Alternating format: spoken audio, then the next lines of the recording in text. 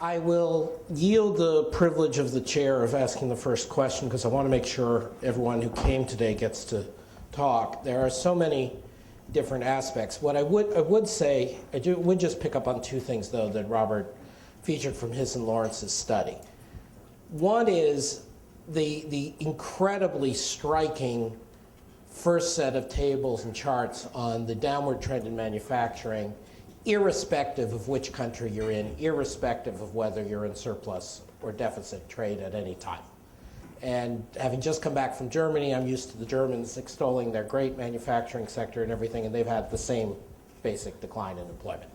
I mean, that is a stunning figure to think about when so much of our discussions in this city are about reviving exports, reviving manufacturing, and that those two may not be quite so linked as one might think. A second thing is going to the inequality work at the end. That is a little more complicated to go through, as always this inequality work is. And just to say that I think I've announced several times, but we're very excited to be doing a major multi-author study here over the next couple of years, supported by the Aranda Foundation on Inequality. And Robert, in his next project for us, is going to be part of that. You agreed, right? Oh, yeah. No, I'm looking forward to it. Just checking. But again, just that when you see the kinds of numbers, including these very high-skilled industries where you're seeing large amounts of import competition, it's just fascinating. And it tends to make people like me, who spend a lot of my time worrying about business cycles, think, oh, hell, what does it matter? Everything was determined in 1960. It all just goes from there. So, I mean, it's a very striking set of results. I'd like to open up to the floor for questions and comments, as is now our wont. I'd like to make sure the first two or three come from our guests and not from people within IIE. There's a traveling mic up front. There's a standing mic in back. If you could identify yourself. The gentleman at the far back raising his hand. If you could go to the mic, please. And then the lady over there. Hi, Chen Weihua from China Daily. I have a question for Robert. Based on what you just said, and the relationship between U.S. and emerging markets, obviously Chinese new president, Xi Jinping, is going to Africa and some BRIC countries this weekend. So how do you think the U.S. should interpret this? I mean, based on what you just said. Some obviously see this as a zero-sum game, and some, like you, I think, believe it's a win-win game. Thank you. Well, we have an African with us, so I'm going to turn it over to him to answer that question.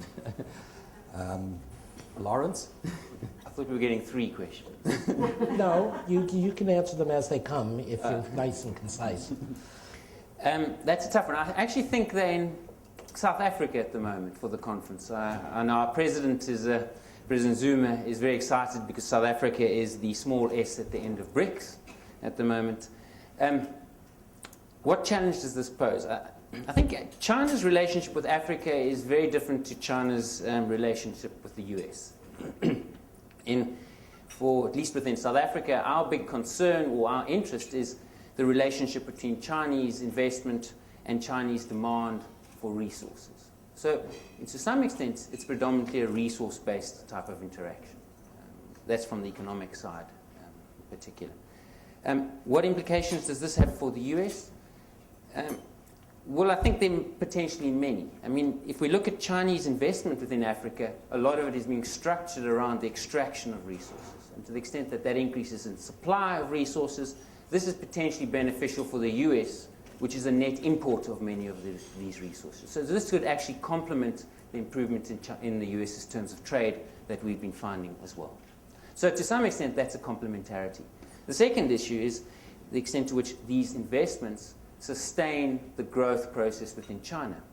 Because the central message we've been coming out with in our study is actually Chinese growth and emerging economy growth is part of the solution to the US growth problem. So to the extent that that facilitates that process, I think, again, it will complement the outcomes that we've been talking about in our book. Very nicely answered. Just to make another plug, we have a new study by Gary Huffbauer, Ted Moran, and Lindsay Odensky on the benefits of inward FDI for emerging markets that is at the printers now and be out in a few weeks, and you'll all be invited to hear that, on picking up on some of the issues Lawrence just mentioned. The lady over there. If you could identify yourself, please. I'm Jo Marie Griesgraber with New Rules for Global Finance, and thank you for a very interesting presentation. I guess all the worries of the civil society NGOs about trade agreements just pretty pointless. What can I say? I do maybe want to preempt Adam's study on inequality. If trade is not linked to the rising inequality in the United States and the flat wage reality, do you have a hypothesis that isn't trade? And then a second unrelated point, if the trade unions were in this room, what would they be saying in their research? I'm sure they've looked at similar numbers. They may have a different interpretation of the numbers. Maybe they don't have your same numbers, I don't know. Okay, so let me emphasize that I do not want to leave you with the impression, and in fact, if you read the study, that we are minimizing the dislocation and disruption that could occur as a result, and is occurring as a result of international trade. So this is not kind of an airy-fairy, rosy story without any downside to it. It's simply in my presentation, I chose to emphasize what is unusual about this study. So I would not want to say that we don't need programs and policies. But a key question is, if trade is causing income inequality and it's widespread throughout the entire economy, then the right approach is sort of redistribution through taxation and so on. Whereas if it's trade causing dislocation, then adjustment programs are a much better tool. So we're trying to distinguish between those two. More broadly, what's causing inequality? I think that is a topic for our next study, but I would just say a driving powerful force is technological change. Trade has contributed to some degree. I also think that there's a phenomenon, and it's called winner-take-all, in which as markets get larger, where the second best is a very poor substitute for the best. You know, would you rather give your endorsement contract to Roger Federer or the second best tennis player in the world?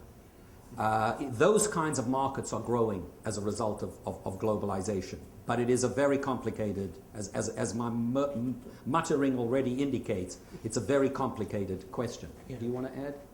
No, I think I would support Djokovic, though. I mean, before we get more questions, just Jo Marie, if you'll allow me to make two comments just beyond that.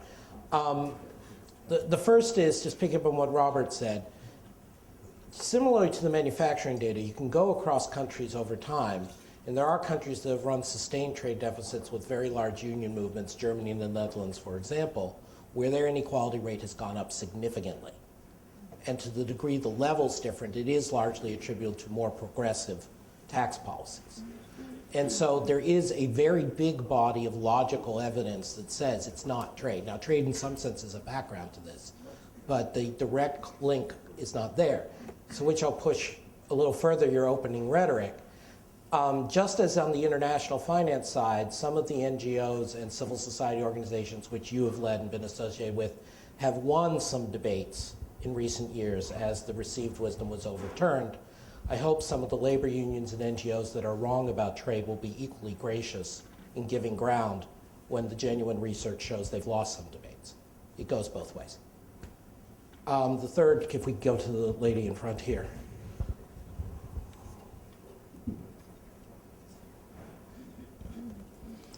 So I'm Nancy Donaldson with the International Labor Organization, which is not a trade union, it's a... Right. We know it. We like it. It's good.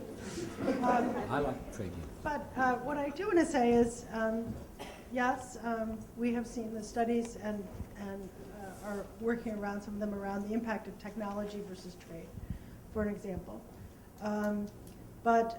So I regret that this study is coming out now focused on trade and comparing wage to wage, and wages to wages seem like they're going up a little, and we're missing the whole discussion when you come to inequality about the financialization of economies and the lack of regulation on that, and what is that doing to inequality in the world, and also to looking at this question of beyond taxation, which we are not a big authority on, and it is an important discussion, how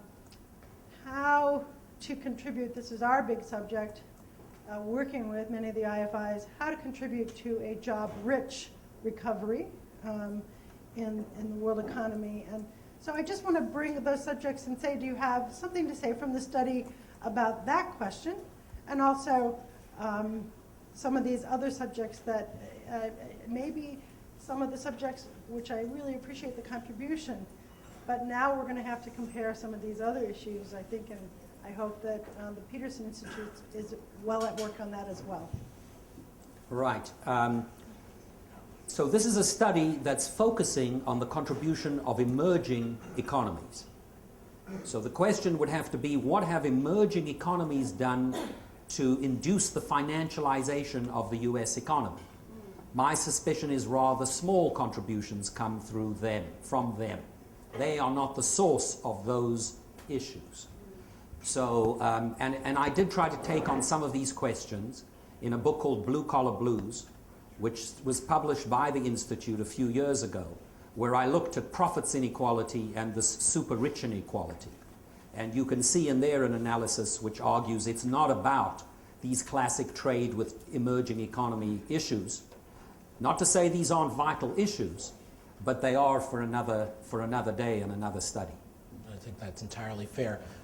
Good. We suddenly have a lot of questions. So the gentleman there, the gentleman sitting in front of him, and then over there, and then the lady behind Nancy. So first you and then.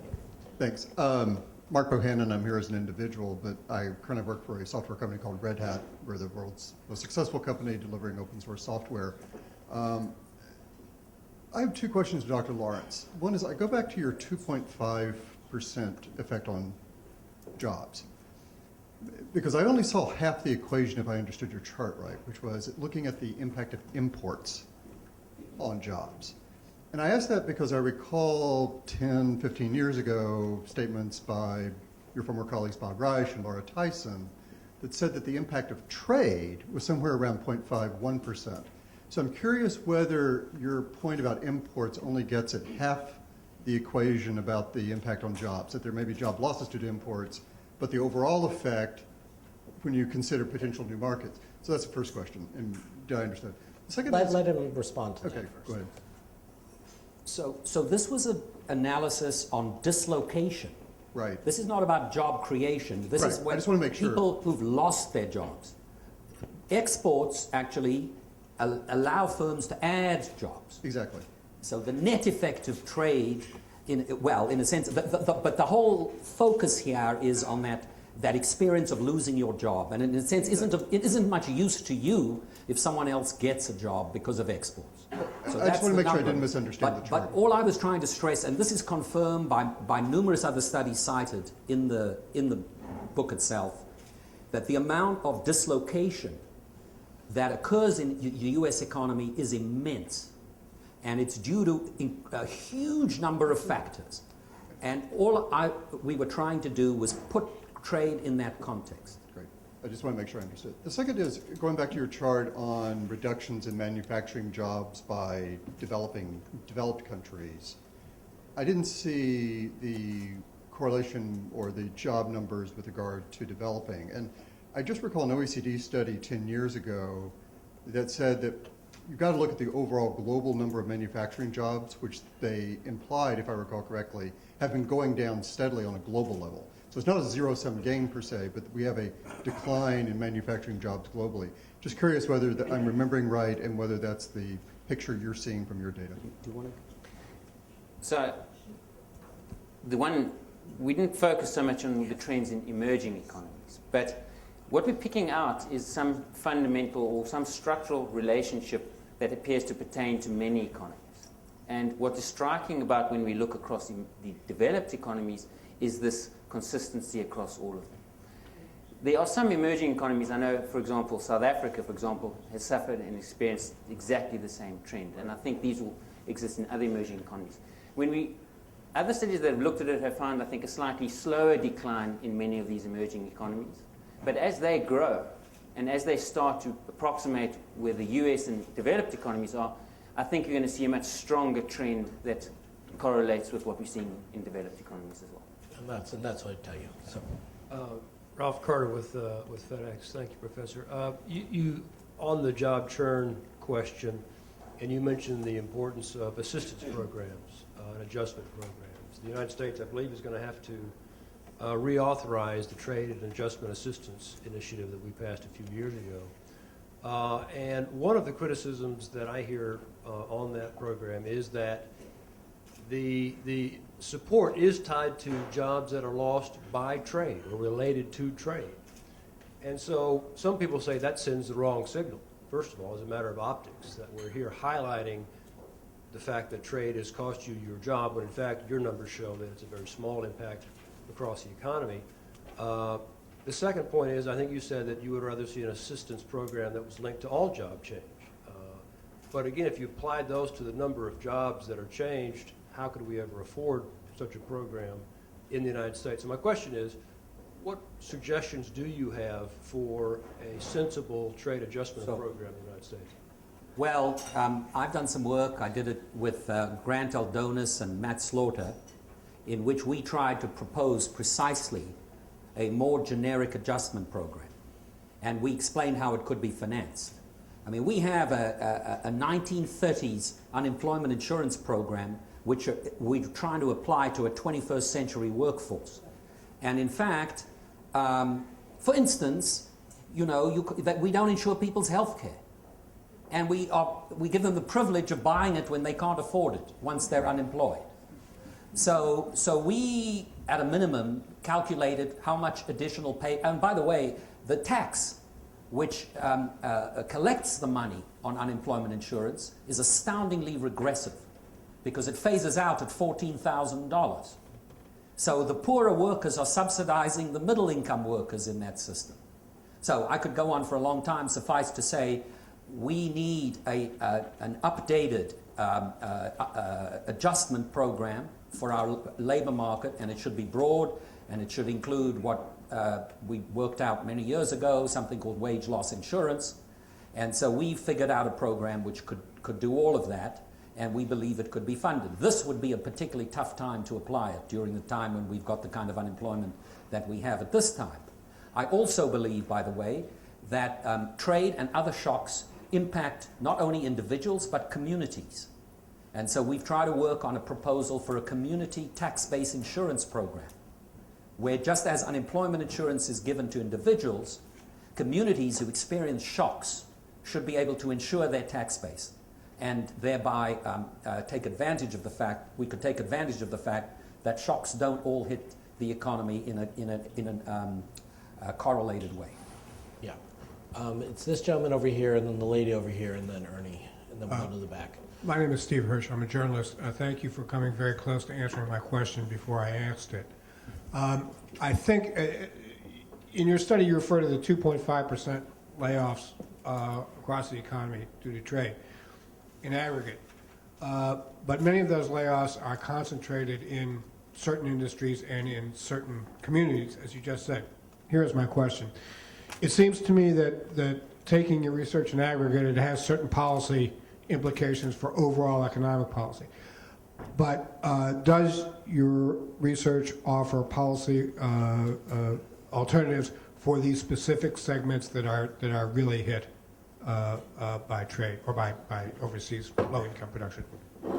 Well, we don't go into great detail in this study, but other work that we've done, that the Institute have done, tries to talk about this community orientation as well as an individual person orientation.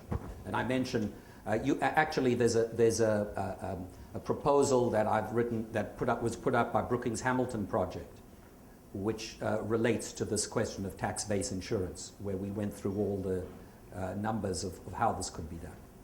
Yeah, and another piece of it, the different that I've worked on in a different way, Olivier Jean, who's a part-time senior fellow here, has worked on, is having severely redistributive real estate taxes, that when certain communities go through real estate booms, they're paying into a common fund, and so when certain real estate go through bust, they get paid out of the common fund. It would be as in a sense, a less self-insuring, but slightly less targeted version of what Robert has spoken about. Lady there, please. Hi, this is Denise Carpenter with the U.S. Department of Commerce, and I do development finance. And I kind of have a question with regard to manufacturing, given that our entire purpose for being right now is the National Export Initiative. I wonder if you could comment on, I've noticed an uptick in the 15 years I've been doing this, a pretty huge uptick in the last year on localization and local content restrictions for manufactured goods, particularly with countries like Brazil, India, China, especially in sectors that have huge growth potential, solar and wind. And what we're struggling with is, I specifically look at the development banks and the money that the development banks are pumping into these sectors, and yet are allowing these economies that are the BRICS to restrict imports of or bar imports altogether of certain manufactured goods in order to build up their own industry, essentially picking winners in the market. And I just wonder if you could comment on that with regard to job loss, manufactured goods, the whole thing, since we're looking at this and trying to combat this trend of restricting the trade of these manufactured goods. So,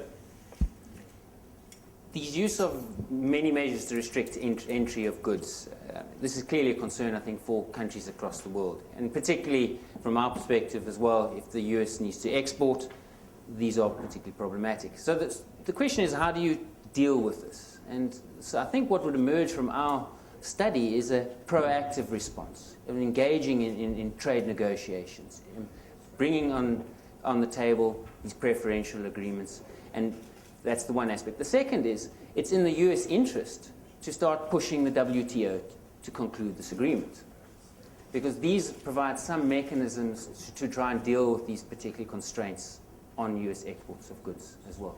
So I think our conclusion from the book is a very proactive stance in using trade agreements to try and deal with these very constraints. Another plug, just to show how on top of things are. If the gentleman in the back could go to the back mic, please. Is Gary Huffbauer and co-authors has a study on case studies of 6 different countries, including the US's local content requirements, that will be coming out later this spring. It has some very interesting, provocative ideas. We also are doing a conference on April 16th and 17th here, more academic than what we usually do, on, bless you, on supply chains. And there's a paper by the 2 gentlemen sitting to my left, which isn't on local content per se, but on rules of origin, which is another way of looking at some of these issues. And so we are very actively involved with all that. Ernie, and then the gentleman at the back. One second. Ernie Prieg, am I on? Yes? Yeah. Ernie Prieg, Manufacturers Alliance. My question naturally has to do with the manufacturing sector.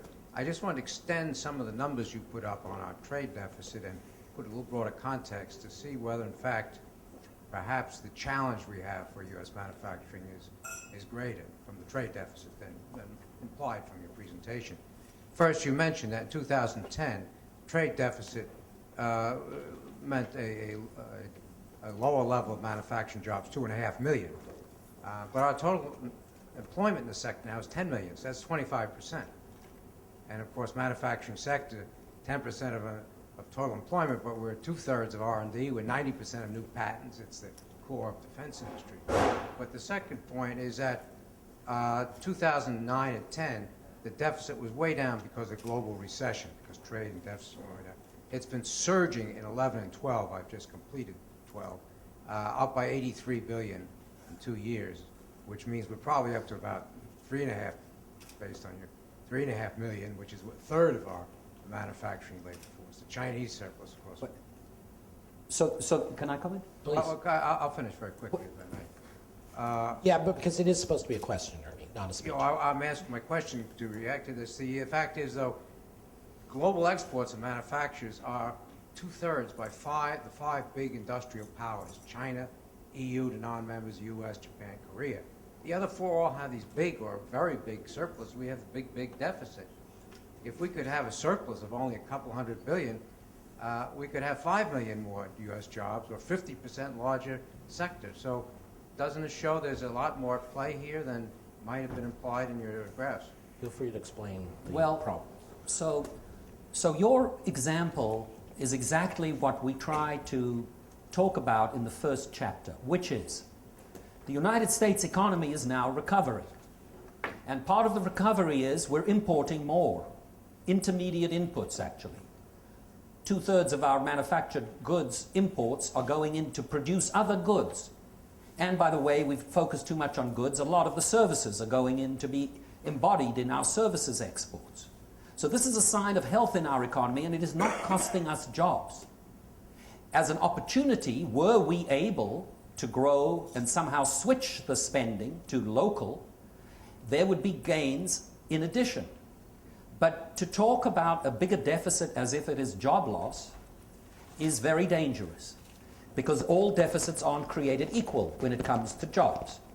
In fact, as your comments actually indicated, when the US economy went into a deep recession, we had an improvement in our trade balance. But that's because our economy was stagnating. So we do need a strategy, I believe, first and foremost to increase national saving, because it is our spending patterns that are driving our deficit, not competitiveness.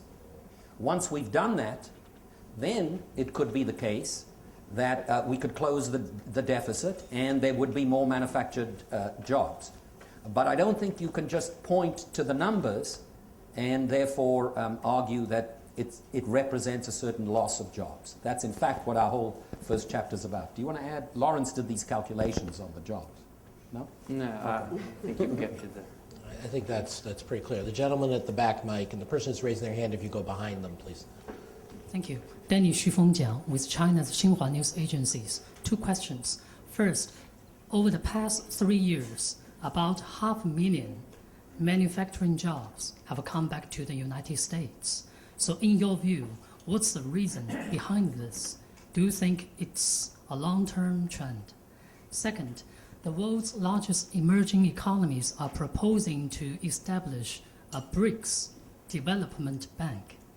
So do you have some comments on this? How does this come into being? Is this complementary to the Bretton Woods system, or it's a challenge to the current system? What bottleneck should developing countries tackle in their cooperation in the financial trade areas? Thank you. Might I suggest that Robert answer the first part of the manufacturing and Lawrence, in his designated representative role for President Zuma, speak about the BRICS Bank. Great. So some jobs are definitely coming back to the United States, and we've also seen a recovery, as we would anticipate, with the emergence of our, with some recovery in the domestic labor market. The first one driver is, in fact, what's happening in energy, and it's allowing us to get cheap natural gas. The second are changes in technology, things like 3D and all kinds of automation.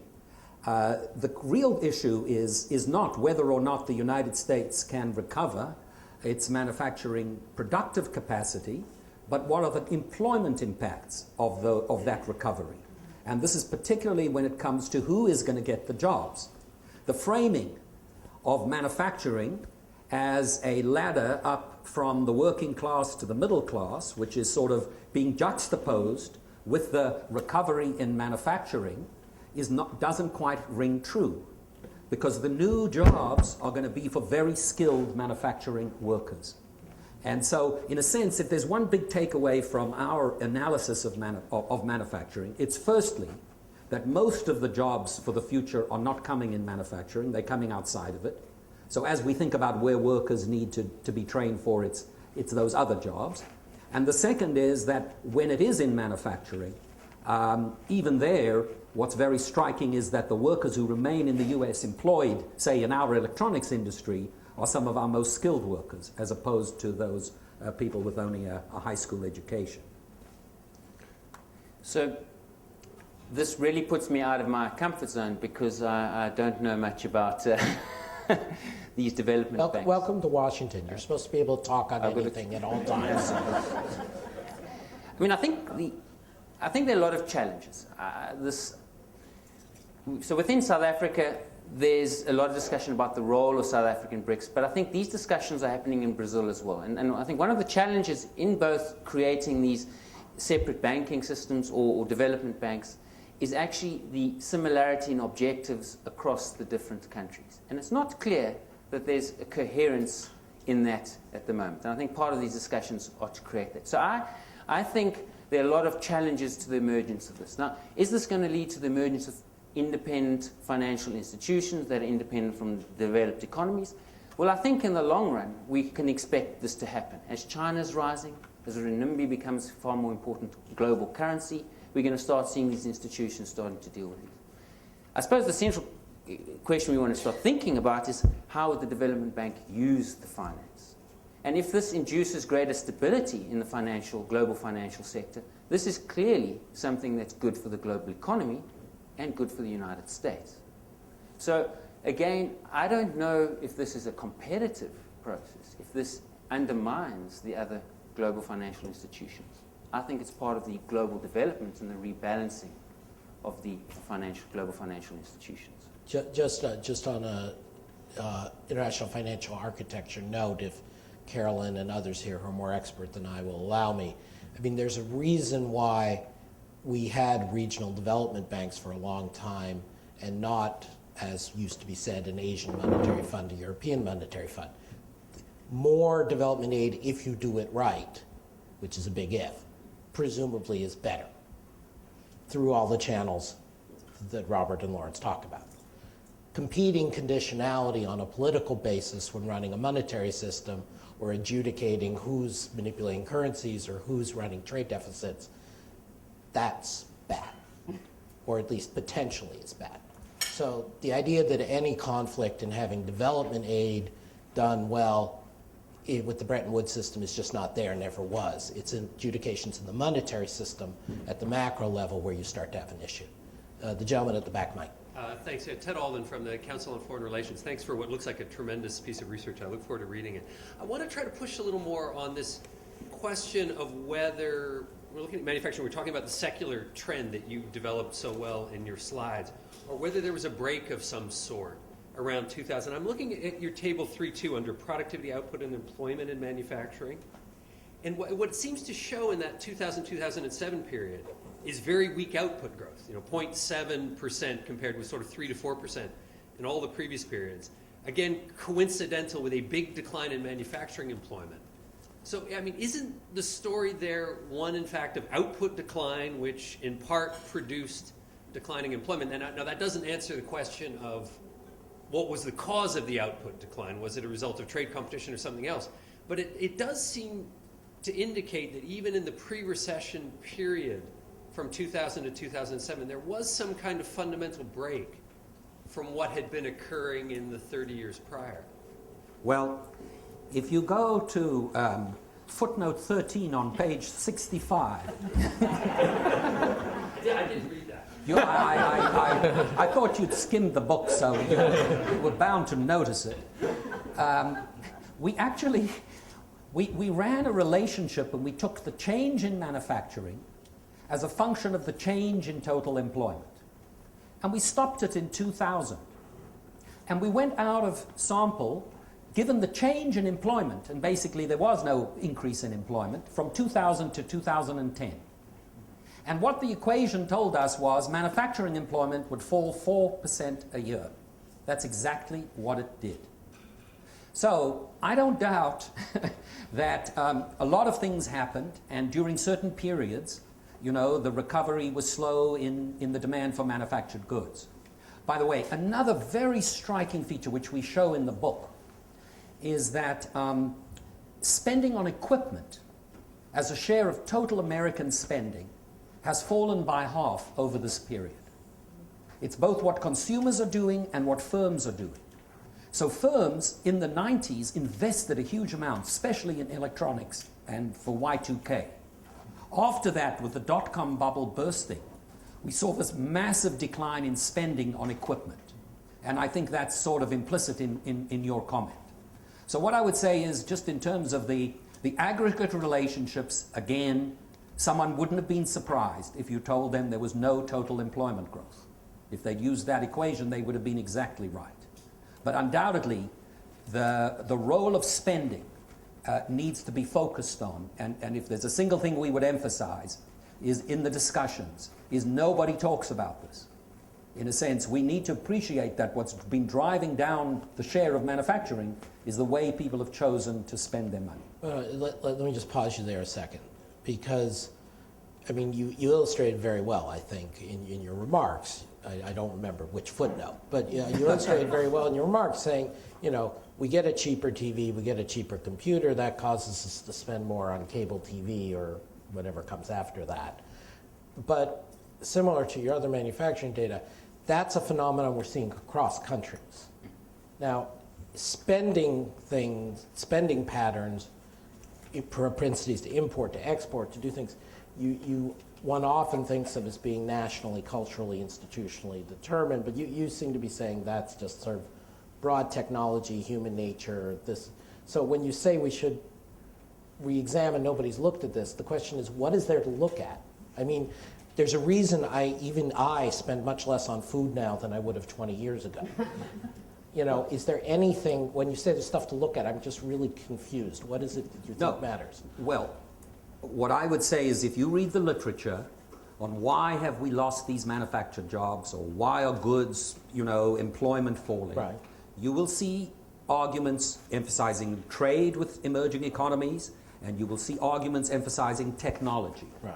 You will see very little reference to the demand side of that equation. And so all I'm saying is we need to integrate that into our discussions. It seems because, in a sense, Americans may be bad at producing things. We have lots of arguments about how good are we as producers, but no one doubts our prowess as consumers.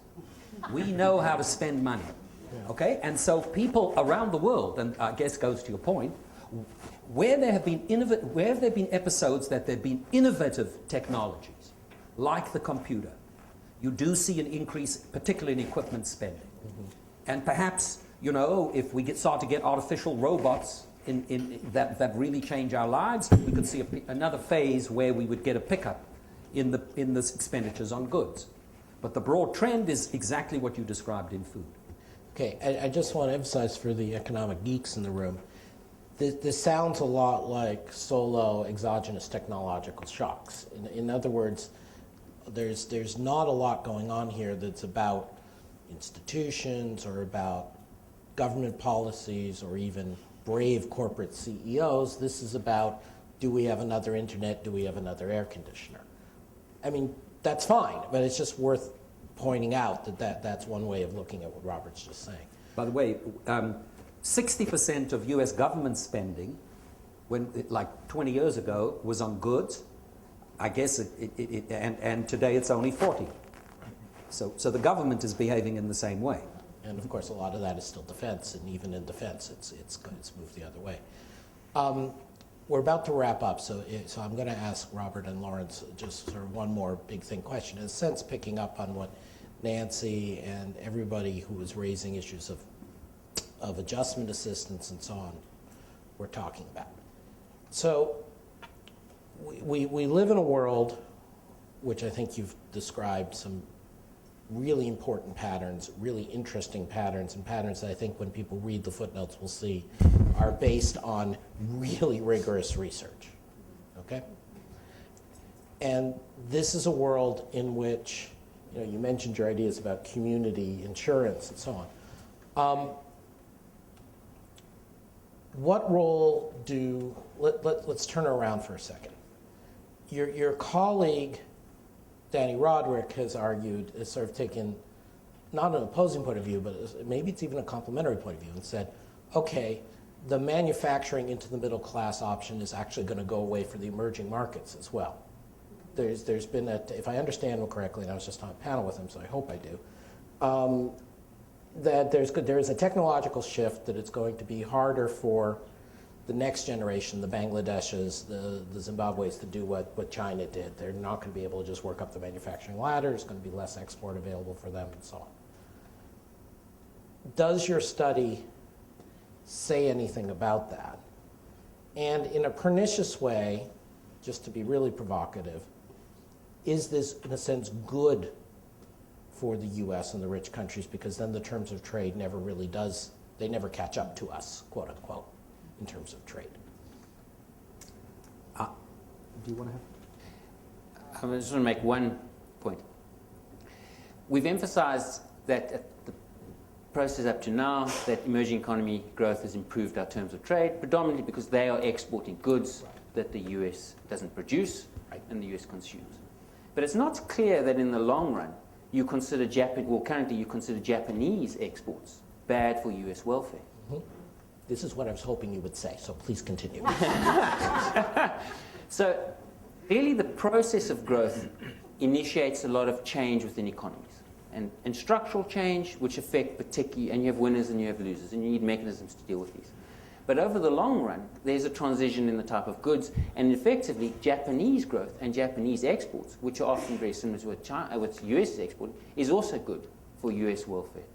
And that's the standard intra-industry trade, classic theory. So the prognosis is not doom in 25 years as China catches up. Actually, when China catches up, we may enter a new phase of complementary growth and benefit for the US citizens. Thank you for bringing that out, because I didn't want anybody to walk away with you leaving that impression. So So let me come to the first part of your comments. It may well be true that as new developing countries get into the bottom of the value chain and start to produce very unskill-intensive products, that they are much more productive when they do it, and there are fewer employment opportunities in those countries. However, that doesn't mean to say that from an output standpoint, there won't be a lot of opportunities for them to export their way to prosperity in the same way as other developing countries have done.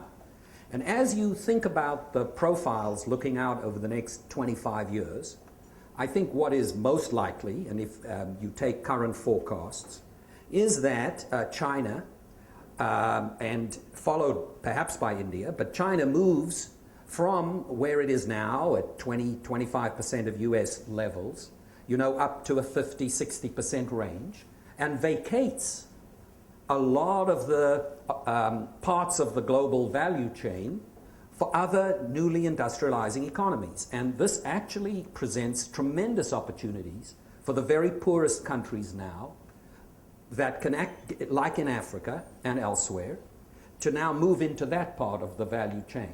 So I actually think this is a process as they move, as the Chinese wages rise, as the real renminbi increases, that a lot of opportunities are being created in global supply chains to move to other emerging economies.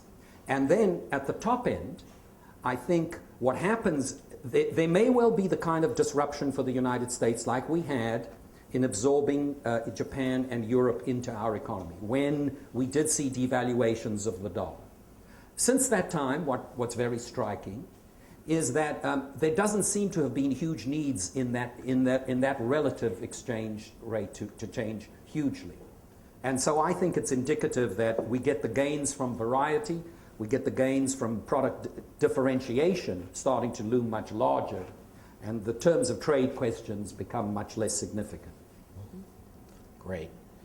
Thank you all very much for joining us for what's a very intensive discussion. I want you to follow Ted's example and read every footnote. Thanks again to the Sloan Foundation for giving us the support to do this kind of work, and to Toyota Corporation. That wasn't why I was asking that question, although I'm glad it did, for making these kinds of research possible. And thanks most of all to Lawrence and to Robert for an outstanding study and presentation today.